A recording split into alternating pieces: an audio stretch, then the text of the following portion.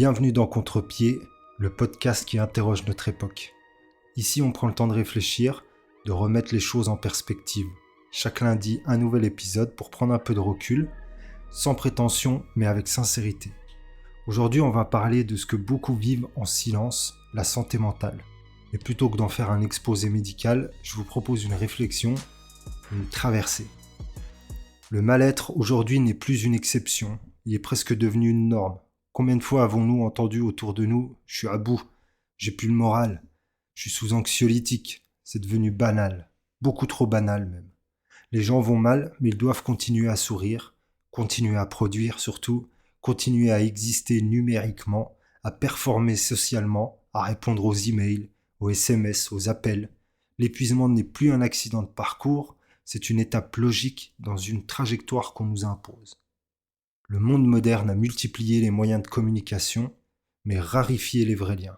On en est tous conscients. Il a rendu tout plus rapide, mais a rendu l'humain plus lent à se reconstruire. Il a élargi les possibles, mais tout semble vide de sens. On vit dans un monde qui a supprimé les seuils.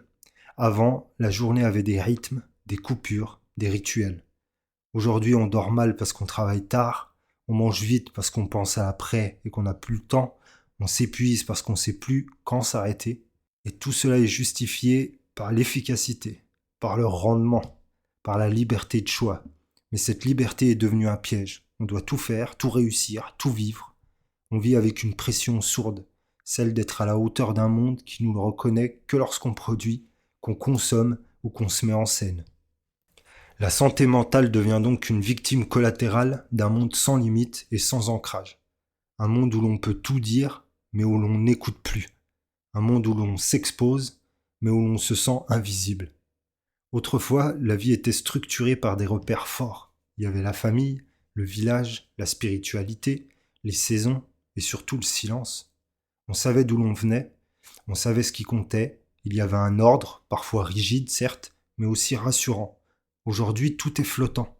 On dit qu'on est libre, mais libre de quoi au final ? De consommer ? De scroller ? De se réinventer tous les matins ? L'individu moderne est seul face à un monde immense, et ce vertige, il ne sait plus comment l'affronter. Il n'a plus de refuge intérieur, plus de sacré auquel se raccrocher. On a remplacé les rites par des notifications. Le monde moderne a tenté de répondre à ce vide avec des antidépresseurs, des applications de méditation, des coachs de vie, et j'en passe. Tout cela peut aider, c'est sûr, mais est-ce que ça soigne vraiment en profondeur ? Où est-ce que cela camoufle le problème ? La médecine moderne parle de déséquilibre chimique. Les traditions parlaient de déséquilibre d'âme. Ça fait toute la différence. Peut-on vraiment guérir si on sait plus que c'est qu'une vie bonne, juste, une vie qui a du sens ?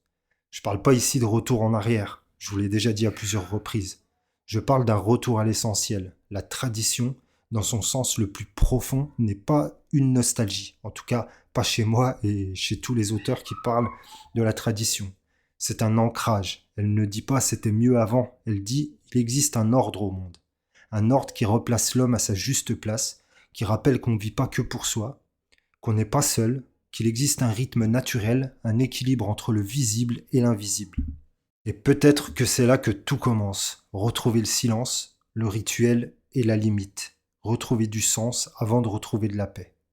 La santé mentale n'est pas une affaire privée, c'est un symptôme collectif.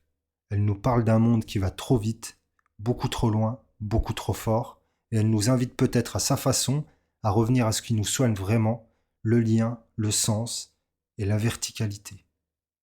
Merci d'avoir écouté cet épisode de Contre-pied. Si cette réflexion vous a parlé, je vous invite à vous abonner, à liker et à partager.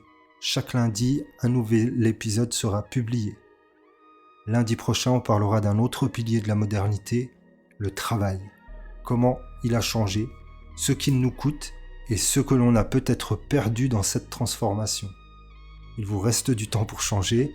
En attendant, prenez soin de vous et restez à contre-pied.